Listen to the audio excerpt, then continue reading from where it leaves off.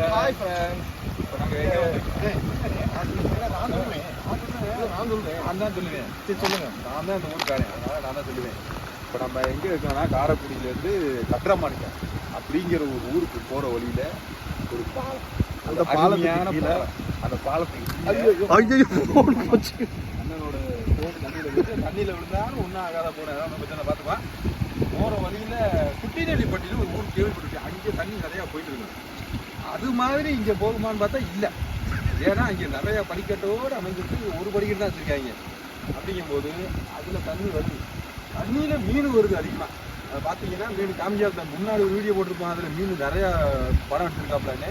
அது மாதிரி இந்த தண்ணியில் நிறையா மீன் வந்து அந்த மீனை பிடிக்கிறதுக்கு ஒரு சில பேர் இங்கே இந்த கிராமத்தை சேர்ந்த நண்பர்கள் அப்படியே பின்னாடி காட்டுங்க.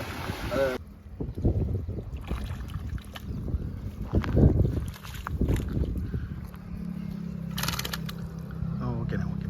செலக்ட் பண்ணி பிடிச்சிருக்கா அவ்வளோ. சின்ன மீன்லாம் தூக்கி விட்ருவா அவ்வளோ இருக்கு. ஏன் ப்ரோ?